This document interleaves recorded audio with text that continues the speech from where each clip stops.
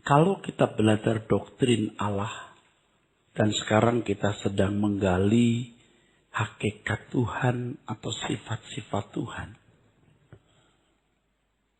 Selain kita memahami hakikat Allah itu sendiri, tetapi yang penting juga adalah implikasi dari pengetahuan kita tentang hakikat Allah tersebut dalam hidup keseharian kita.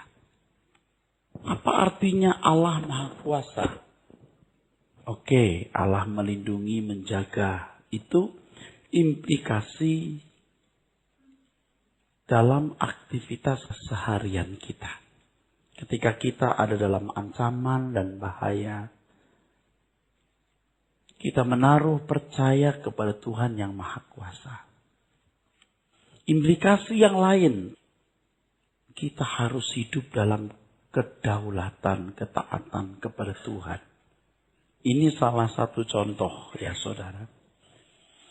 Jadi penting sekali untuk memahami hakikat Allah, tapi juga mampu mengambil maknanya dalam hidup kita.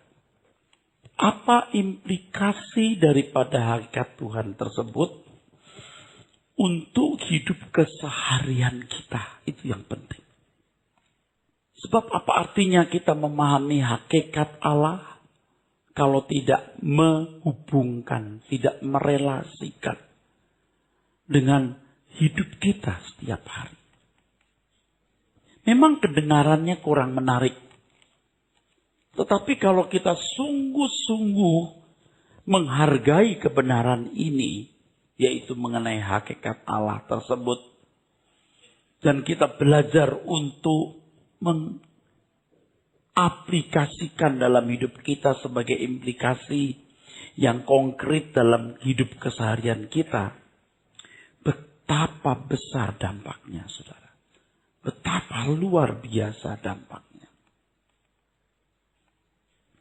Itulah sebabnya, saudara, bicara mengenai hakikat Allah saja, kita sudah berseri-seri, saudara. Ini belum selesai.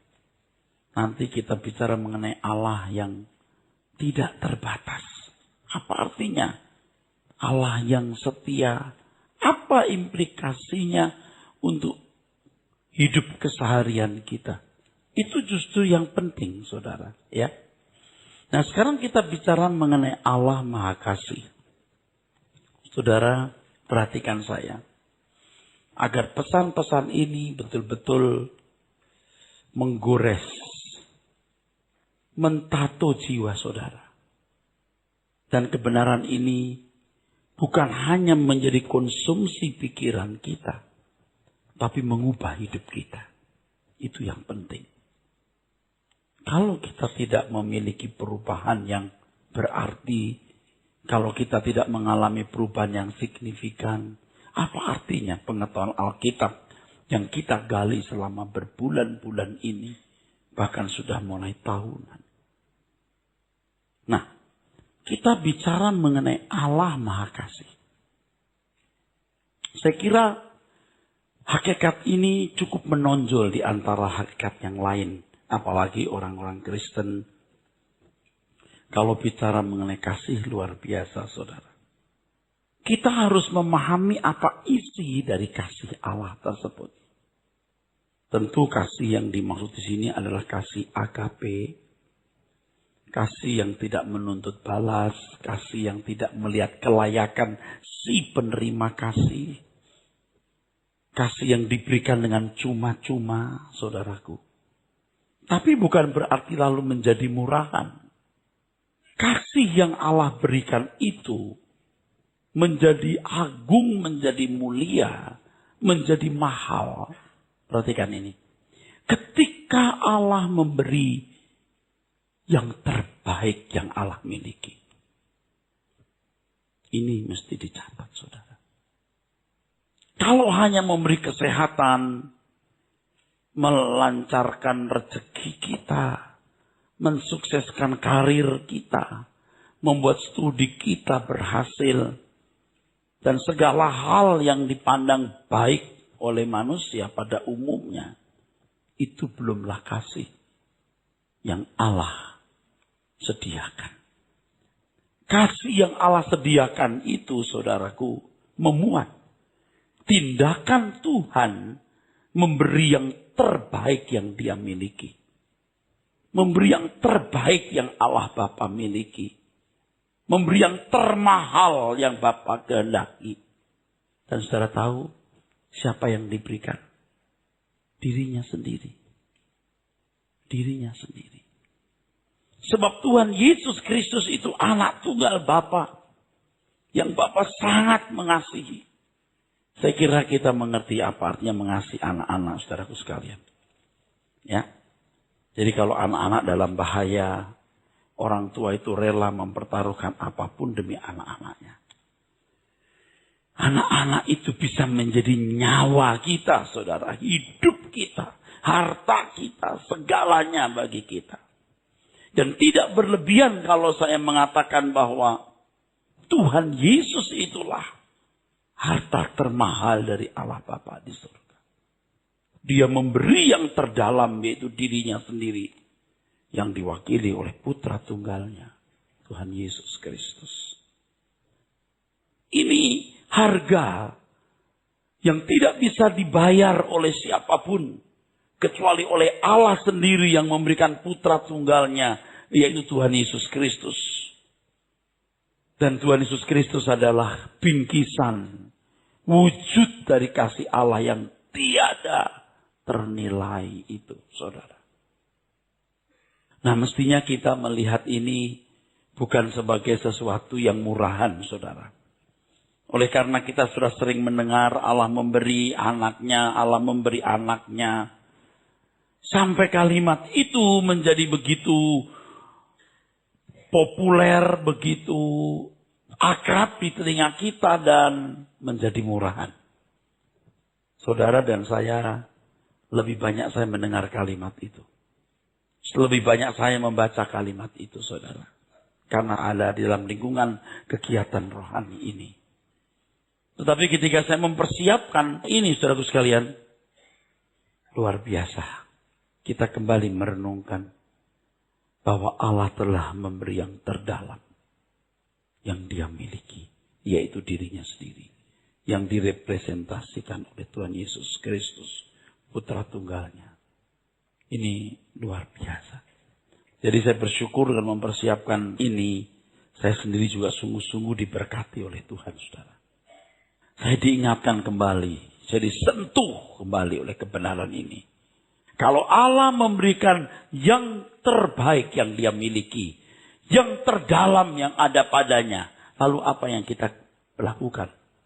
Apa yang kita berikan? Tidak ada yang lebih pantas daripada diri kita juga. Tanpa batas. Dan kalau sampai Tuhan membuka tangannya untuk menerima hidup kita sebagai persembahan, itu juga anugerah, saudara. Siapakah kita? Apa artinya kita? Apa kebisaan kita? Apa kemampuan kita? Jadi kalau orang masih membatasi diri untuk Tuhan, wah saya nggak bisa ngerti itu. Nggak bisa ngerti. Nah kalau makanya lagu yang mengatakan, hanya ini Tuhan permohonanku. Terimalah Tuhan persembahanku. Pakailah hidupku sebagai alatmu seumur hidupku. Jangan berpikir seolah-olah Allah berkewajiban untuk berbuat begitu. Allah melakukan itu bukan karena kewajiban. Karena kasihnya. Beda loh, orang melakukan sesuatu karena kewajiban. Atau karena kerelaan, itu beda, saudara. Dan Anda bayangkan nanti kalau suatu hari pengertian kita, pengetahuan kita menjadi lengkap. Dan kita memandang kemuliaan Allah Bapa, saudara. Dan kita menghayati, baru kita bisa mengerti betapa mahal anugerah yang Dia berikan itu. Putra tunggalnya. Wah, saudaraku. Banyak orang kan menyesal. Jadi kalau saya bicara atau sering bicara soal respon terhadap anugerah, tidak mengurangi penghargaan kita terhadap nilai anugerah itu. Justru saya menghargai anugerah itu ketika saya memberikan respon yang sepantasnya kepada Tuhan yang memberikan dirinya bagi kita. Seperti yang tadi saya katakan, harus ada implikasinya.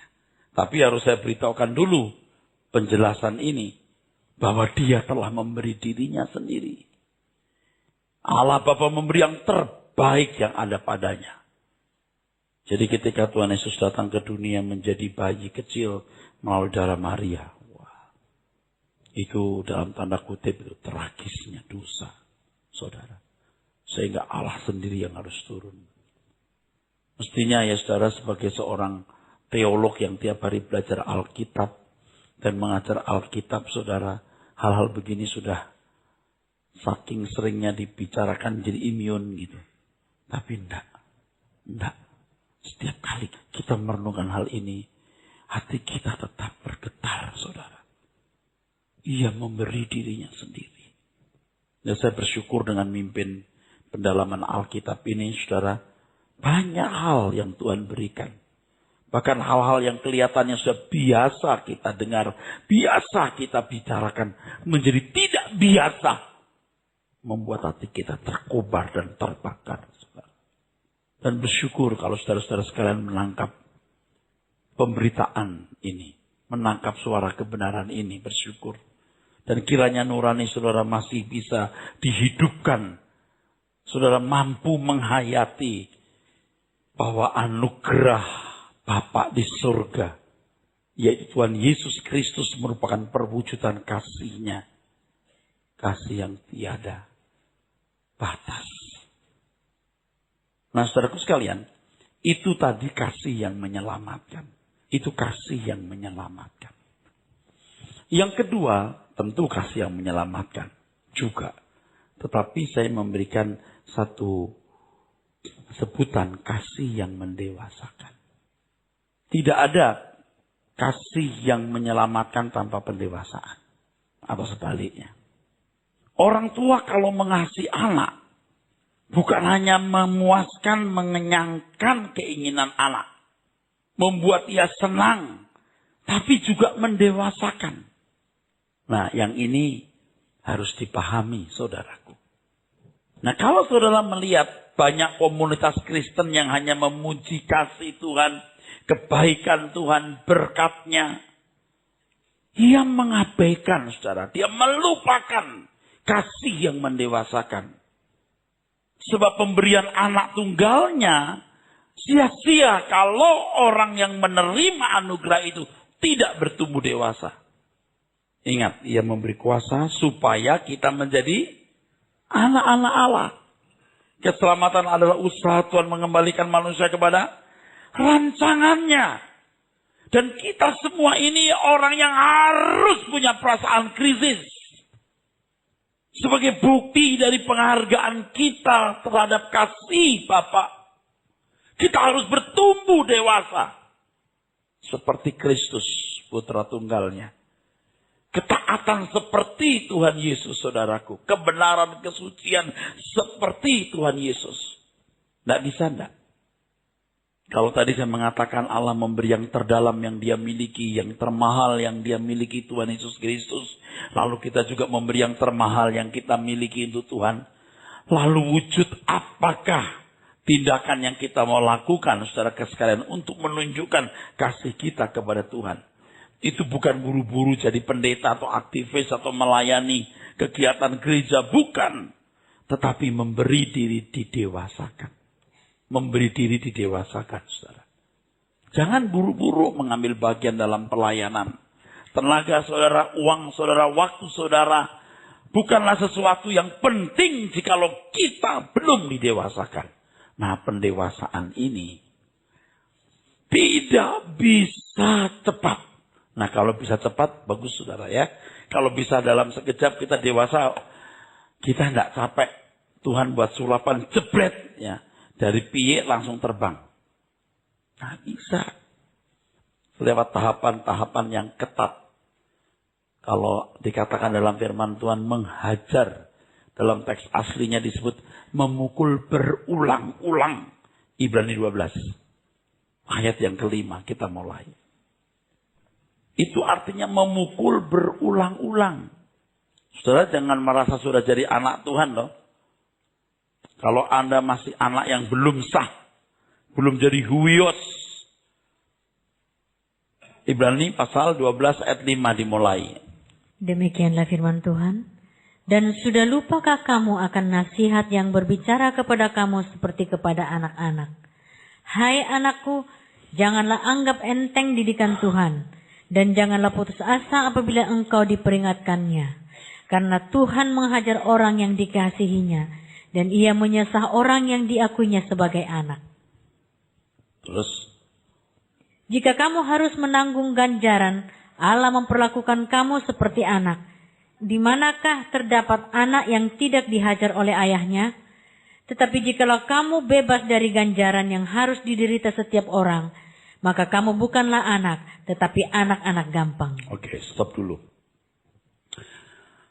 Bapak Ibu bisa melihat dengan mata terbuka kenyataan hidup ini. Saya bukan mengada-ada karena sedang menjelaskan hal ini. Sepengetahuan saya sebagai anak Tuhan.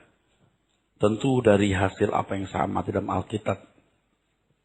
Hidup saya maupun hidup orang di sekitar saya. Karena saya sudah melayani Tuhan. Dan hidup di tengah-tengah jemaat 35 tahun lebih ini. Kesimpulannya adalah. Saya belum pernah ketemu orang yang diproses Tuhan tanpa pukulan. Seandainya bisa. Orang bisa sempurna tanpa pukulan. Pukulan itu bisa bermacam-macam ya. Karena Allah bekerja dalam segala sesuatu mendatangkan kebaikan. Supaya kita serupa dengan Tuhan Yesus. Itu pendewasaan kan. Goal kita. Ya, orientasi yang kita miliki adalah menjadi seperti Tuhan Yesus, saudaraku. Saya belum pernah melihat.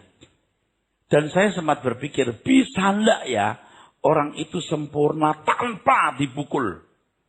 Bisa enggak ya orang itu sempurna tanpa lewat proses-proses pergumulan? Bisa enggak ya? Gitu. Rupanya enggak bisa.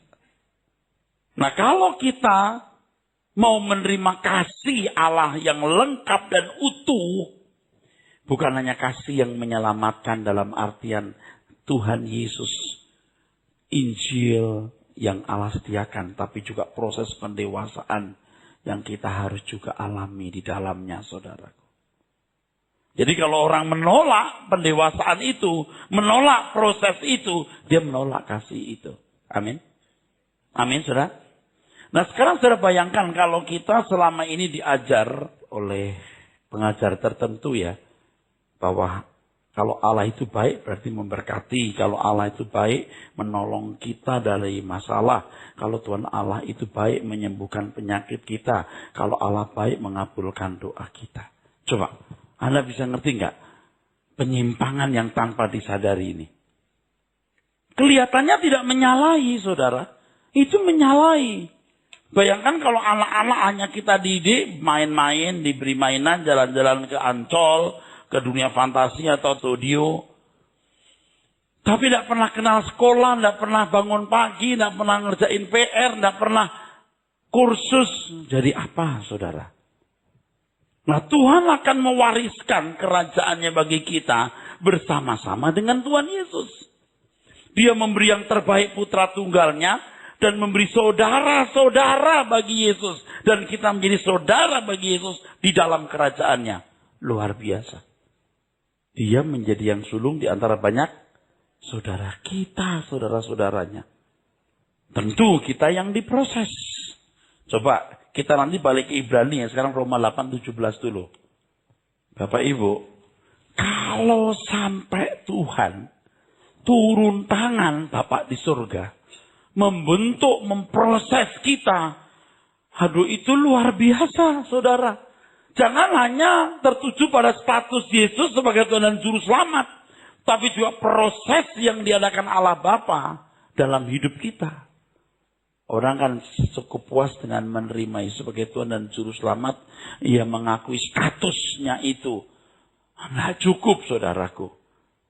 Kalau yang namanya ikut Tuhan Yesus, itu ikut jejaknya, hidup seperti dia hidup sampai kita bisa menderita bersama-sama dengan dia. Dan hari-hari ini saya selalu berbicara mengenai satu fakta. Bahwa Injil itu ditulis. Walaupun mengesankan si pembaca Injil, si pembaca perjanjian baru itu terkesan sudah jadi orang percaya semua yang benar. Seakan-akan percaya itu mudah. Seakan-akan penerima Injil itu sudah jadi orang percaya yang benar. Itu konteksnya karena zaman itu ketika Injil ditulis dan surat-surat rasul-rasul tahun 40-90 Masehi. Itu orang percaya yang teraniaya. Mereka dalam satu kondisi hidup iman yang luar biasa. Mereka tidak punya buku-buku teologi seperti kita. Mereka tidak punya Alkitab yang lengkap seperti kita. Dalam kesederhanaan mereka mencontoh apa yang dilakukan Tuhan Yesus. Mau hidup seperti majikannya. Sampai disebut Kristen artinya seperti Kristus. Ini jadi ironi sekarang orang punya banyak buku teologi pinter ngomong teologi. Apakah engkau menunjukkan sikap hidup seperti yang Tuhan Yesus lakukan? Itu jadi masalah. Nah, baca ayat 17. Roma 8. Demikian firman Tuhan. Dan jika kita adalah anak, maka kita juga adalah ahli waris. Maksudnya orang-orang yang berhak menerima janji-janji Allah, yang akan menerimanya bersama-sama dengan Kristus. Yaitu jika kita menderita bersama-sama dengan Dia, supaya kita juga dipermuliakan bersama-sama dengan Dia. Ya. Siapa yang bisa menderita bersama dengan Tuhan Yesus kalau belum dewasa? Tidak mungkin. Anak-anak nggak bisa menderita. Saudara itu bisa menderita juga bisa tidak menderita. Bisa. Bisa. Ini pilihan. Ini pilihan. Mau menderita bisa. Tidak menderita bisa. Saudaraku. Lalu bagaimana bisa menderita bersama dengan Tuhan? Harus dewasa rohani dulu. Kalau belum dewasa rohani tidak bisa. Tidak bisa. Berapa kali saya mendengar beberapa orang, satu orang ya. Pak, saya boleh mengambil bagian dalam pelayanan pekerjaan dengan Bapak. Oh boleh, yuk dengar dulu khotbah saya. Duduk manis dulu. Bukan uangmu, bukan kecakapanmu, bukan kekuatanmu, bukan. Tapi kamu harus punya pengertian yang benar dulu, saudara. Adalah berbahagia kalau kita bisa menderita bersama Tuhan. Kita bukan hanya berdoa, Tuhan sertai aku, tapi biar aku boleh menyertai pekerjaanmu. Nah untuk itu Tuhan berkata, pikul kuk yang kupasang. Kuk itu sugos atau sugon, saudara. Kuk itu lambang pendidikan dan lambang perbudakan. Binatang yang mau didaya gunakan itu dijinakkan dulu, saudara. Betul? Seperti kuda itu dijinakkan dulu. Kuda kalau belum jinak, waduh bahaya. Sapi juga begitu. Waktu sapi itu kecil disuruh ikut dengan induk semangnya. Sampai nanti bisa narik gerobak sendiri. Dia berguna, saudara.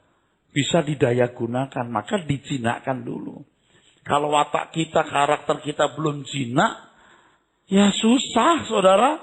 Susah. Udah pengalaman saya. STH kayak MTH kayak. Aduh, saudara. Kalau belum jinak capek, ya, saudara. Cari hidup. Bukan memberi hidup. Nah, kasih Tuhan dinyatakan lewat pembentukan ini. Saudara pasti dibentuk Tuhan.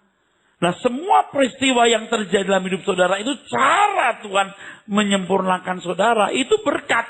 Itu anugerah. Jangan ngomel. Justru saudara yang punya niat mencari Tuhan, mau hidup benar, mau mengiring Tuhan.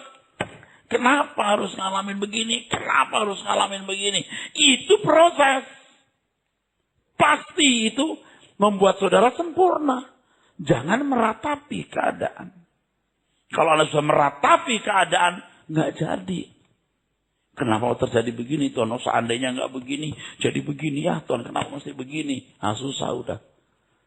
Walaupun sering kita tidak tahu jawaban mengapa Tuhan mengizinkan hal-hal tertentu kita alami, saudaraku. Walaupun kita tidak tahu jawabannya, saudara. Jalan saja. Nanti kita akan menemukan bagian mana dalam hidup kita yang dibentuk, yang diproses. Aduh, saudara, sering kita nggak sadar kita ini angkuh, tapi nggak sadar. Kita ini sombong, tapi nggak sadar. Ada orang lebih pintar dari kita nggak pintar aja belagu gitu, saudara. Baru punya barang apa gitu, pamer. Belum egois, duniawi. Banyak hal yang mesti dikikis, saudaraku. Masih berduri dan berbulu gatel. Jadi kalau deket dia gatel orang. Rugi. Ditusuk, luka. Ada orang begitu, mulutnya itu melukai. Sikapnya itu melukai. Tapi dia nggak sadar kalau dia itu berduri. Ya kalau nggak rendah hati, nggak belajar kebenaran firman yang murni, nggak bisa membaca diri sendiri dengan jujur. Canda-canda kita itu menyenangkan orang, tapi ada juga yang melukai. Bukan saya nggak suka bercanda. Waduh, teman-teman saya tukang bercanda terus nih. Tawa enak, tapi nggak ada yang dilukai. Ada orang yang bercandanya itu melukai. Ada yang songong kalau ngomong itu mesti menekan orang, mesti melukai, songong gitu. Pokoknya kalau ngomong itu mesti lukai gitu loh. Dan selalu ada agenda di balik perkataannya itu. Seneng kalau orang luka. Sakit jiwa nih orang. Dijinakkan dulu. Baru ada dipakai Tuhan. Saya kira sebagian saudara ini orang-orang yang useless di mata Tuhan. Anda nggak berguna. Tapi dengan Anda belajar firman ini, Anda akan dibuat Tuhan berguna. Coba jujur, Anda tanya diri sendiri. Di mana peranmu dalam pekerjaan Tuhan? Di mana peran dalam kerajaan Allah? Nggak ada. Wah, itu celaka bener. Masuk Pak, ya udah kalau nggak mau percaya. Celaka, saudara.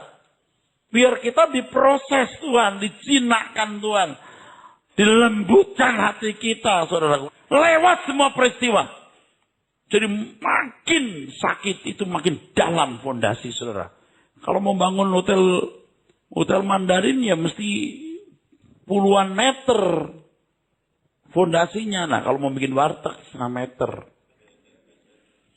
Anda kan mau jadi orang-orang yang hebat bagi kemuliaan Tuhan.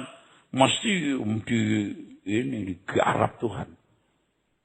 Sampai hari ini pun juga proses yang saya alami belum selesai, saudara. Belum. Sementara saya diproses, sementara saya maju terus. Coba kalau kebenaran-kebenaran ini saya dapatkan 15 tahun yang lalu. Hari ini saya pasti lebih baik. Tapi nggak apa-apa lah. Lebih baik kita terlambat daripada tidak sama sekali. Nah Bapak Ibu coba perhatikan. Saya punya peran di mana kerajaan Allah. Padahal saudaraku sekalian. Kita diberi karunia bukan hanya untuk percaya. Tapi juga menderita. Itu anugerah. Itu kasih Allah. Jadi kalau orang tua didik anak jebret. Supaya anak bisa duduk di samping orang tua. Menerima apa yang dimiliki orang tua. Amin. Nah kita kalau sampai nggak ngerti gimana taunya Allah itu baik karena kita bisa punya rumah pribadi. Allah itu baik karena anak kita bisa lulus dari sekolah tinggi. Ya kalau cuma begitu kasihan saudara. Kalau anak-anak muda kalian mendengar hal ini. Waduh. Dari sekarang kamu bergumul. Kamu belajar sungguh-sungguh. Untuk mengenal kebenaran ini. Wah kamu luar biasa. Kamu luar biasa nak. Aduh, pokoknya gini loh. Cara Anda memandang hidup harus berubah. Perspektif Anda harus berubah. Kita sekarang lagi belajar Allah Maha Kasih. Cara kita memandang Allah Maha Kasih kan beda dengan orang-orang yang hanya taunya. Allah itu baik, mengasihi, melindungi, menjaga. Bukan hanya begitu. Amin. Wah panjang dan lebar. Itu luar biasa. Panjang dan lebar. Seperti yang sekarang saya ngomong ini saudaraku. Ini pun baru sebagian saudaraku. Ya. Jadi bersyukur kalau hari ini saudara melewati banyak masalah. Melalui hal itu bentuk saudara. Katakan amin. Oke. Berangkat dari kenyataan bahwa Allah mengasihi manusia, supaya manusia berharga di mata Tuhan, maka siapa yang mengasihi Allah wajib mengasihi manusia. Nah, implikasinya untuk kita ini sekarang. Tadi saya sudah menunjukkan implikasi yang pertama sebenarnya. Kalau Allah Maha Kasih, Anda harus tahu apa isi kasihnya, putra tunggalnya, anugerahnya. Lalu pembentukannya atau pendewasaannya. Terimalah itu, isi wujud kasih Allah. Nah, melengkapi ini dibaca dulu ya, Ibrani 12 tadi belum selesai itu. Dibaca terus sampai ayat berikutnya. Ibrani 12 ayat 7. Jika kamu harus menanggung ganjaran, Allah memperlakukan kamu seperti anak. Di manakah terdapat anak yang tidak dihajar oleh ayahnya? Tetapi jika kamu bebas dari ganjaran yang harus diderita setiap orang, maka kamu bukanlah anak tetapi anak-anak gampang. Terus. Selanjutnya dari ayah kita yang sebenarnya kita beroleh ganjaran. Dan mereka kita hormati. Ya. Kalau demikian bukankah kita harus lebih taat kepada Bapa segala roh. Supaya kita boleh hidup. Sebab mereka mendidik kita dalam waktu yang pendek sesuai dengan apa yang mereka anggap baik. Tetapi Dia menghajar kita untuk kebaikan kita. Supaya kita beroleh bagian dalam kekudusannya. Nah, memperoleh bagian dalam kekudusannya berarti memiliki karakter seperti karakter Bapa. Tuhan Yesus mengatakan, kamu harus sempurna seperti Bapa di surga sempurna. Begini Bapak Ibu, ini berat, ini berat. Kalau Allah kita itu urakan seperti tuyul gendruwo setan yang suka-suka sendiri, enak kita, ya kan? Cocok selera kita. Masalahnya Allah kita tidak demikian. Allah kita kasih. Dan dalam kasihnya Ia memberi dirinya dan mengusahakan kita menerima yang terbaik menurut Dia. Terbaik menurut Dia. Nah sekarang nggak bisa menghindari. Karena Allah kasih sebagai anak yang dididik itu, kita mengambil bagian dalam kekudusan Allah, kita juga harus memiliki kasih seperti kasih Allah. Nah yang kita pahami selama ini kan mengasihi Allah itu ya dengan kata-kata, dengan ucapan, gitu ya saudaraku sekalian. Oke. Nggak cukup. Seperti Allah mengasihi kita, kita mengasihi orang lain. Ini berat saudaraku. Memang bagaimanapun kasih kepada Allah itu tetap khusus, tetap ada. Tapi tidak mungkin bisa dipisahkan dari kasih kita kepada sesama. Nah, ada agama-agama tertentu, termasuk juga mungkin sekte kekristenan, yang memiliki kasih kepada Allah itu kasih secara mistik. Dan egois. Artinya apa? Seakan-akan dia bisa membangun kasih yang eksklusif dengan Allah tanpa mengkaitkan dengan sesama. Paham maksudnya? Paham? Orang yang semedi, yang bertapa, betul? Yang menyembah dewa-dewanya itu. Dia kan membangun kasih secara eksklusif dengan Allah atau dewa yang dia sembah, tapi tidak merelasikan dengan sesama. Nah sekarang saudaraku sekalian, ini yang berat. Kita harus memiliki kasih seperti kasih yang Allah Bapa berikan kepada kita. Ini nyaris mustahil. Dan dalam Alkitab kita menemukan berulang-ulang Tuhan mengatakan, seperti aku menyerahkan nyawaku untuk kamu, kamu harus menyerahkan nyawamu untuk, ya capek dah Tuhan, mana bisa begitu kan gitu saudara. Oke, ini rumit. Berarti ini rumit. Bukan rumit, ini rumit. Saya mau ngomong hal yang rumit. Itu berarti yang pertama, ini rumit semua nih. Berarti yang pertama, aku harus mengasihi diriku sendiri dulu. Seperti Allah mengasihi aku. Sebab aku tidak bisa mengasihi orang lain sebelum aku mengasihi diriku sendiri. Nangkep? Kenapa Allah mengasihi aku? Kita harus tahu. Untuk itu mesti belajar kebenaran. Manusia itu adalah makhluk kekal. Punya jiwa abadi. Bla bla bla bla bla bla bla bla bla. Baru dia mengasihi diri sendiri dengan benar. Orang yang menghiasi dengan perhiasan, terus memuaskan keinginan, itu mencelakai dirinya, bukan mengasihi dirinya. Orang yang sekarang tenggelam di ranjang pelacuran itu atau narkoba, atau ini contoh ekstrim, ini ekstrim sekali saudara ya. Mabok, wah dia mau puaskan dirinya. Enggak, dia binasakan dirinya. Dia nggak kasihan sama dirinya. Sekarang contoh sederhana yang nggak ekstrim. Kita itu seringkali mau melindungi diri. Harga diri kita. Kehormatan kita. Memanjakan perasaan. Mau cari untung sendiri. Itu nggak kasihan sama dirinya sendiri. Ini hal yang terjadi dalam hidup kita selama ini. Tanpa kita sadari. Nah kalau kita mengerti bagaimana Allah mengasihi kita. Nah, luar biasa saudaraku sekalian. Oh, jiwaku harus selamat. Nah untuk itu kita pasti menerima kasih yang menyelamatkan dan yang mendewasakan. Pasti di situ. Nggak masalah. Menghadapi masalah apapun, problem apapun nggak masalah. Yang penting aku dewasa. Nah kemudian dia mengasihi orang lain. Punya orientasi yang jelas juga. Sebab selama ini kita kan tahu. Yang kita tahu adalah orang lapar kita kasih makan. Orang sengsara ya kita tolong. Kalau hanya begitu, saudaraku sekalian, itu bukanlah kasih yang dimaksudkan oleh Allah. Yang dimaksudkan oleh Tuhan adalah bagaimana jiwa orang diselamatkan. Amin. Tapi itu belum pelik. Ada yang pelik satu lagi. Kalau Tuhan mengatakan, kamu seperti aku menyerahkan nyawamu untuk kamu harus menyerahkan nyawamu untuk saudaramu. Betul? Masalahnya kepada siapa kita rela menyerahkan nyawa kita? Halo, masih bersama saya? Nggak bisa sembarangan kita serahkan nyawa semua orang. Nggak bisa. Itu jadi problem. Seperti aku menyerahkan nyawaku kepadamu, kamu juga harus menyerahkan nyawamu untuk saudaramu. Siapa coba? Itu jadi pelik. Saudara ingat pernyataan Tuhan Yesus. Kalau kamu masuk kota, kamu ditolak orang itu, kebaskan debu dari kakimu. Betul? Binasa kamu. Nah, ingat tadi saya katakan orang harus mengasihi diri dengan benar. Bukan secara kodrat, tetapi secara ilahi. Kenapa Allah mengasihi aku? Kita harus memahami kebenaran. Kasih yang menyelamatkan dan kasih mendewasakan. Kita pun nanti akan mengasihi orang lain dengan orientasi yang sama. Bukan sekedar kasih duit atau kasih makan yang lapar. Oh, bukan hanya itu, saudaraku. Seperti Allah mengasihi aku mengasihi dia.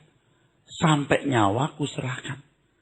Nah, kepada siapa kita menyerahkan nyawa? Itu masalahnya. Nangkep sini. Nah, di sini masing-masing orang, saudara, pasti punya tugas. Tidak semua orang kita selamatkan. Artinya, kita masing-masing pasti punya bagian. Pasti kita punya bagian. Sampai kita sungguh-sungguh menyelamatkan nyawa. Jadi kalau saya boleh buat ilustrasi begini, saudara. Ini saudara ya. Ada si A, si B, si C, si D, si F. Ini bagian-bagianmu. Nanti yang lain kau punya juga bagian yang lain. Ini contoh sederhana saja. Kalau dulu kan sebagai pelayan Tuhan, orang lain lakukan apa, saya juga mau lakukan hal yang sama. Orang buat apa, saya juga buat itu. Orang bisa KKR, gue juga KKR. Orang bikin ini, saya juga bisa bikin ini. Sekarang saya mulai belajar.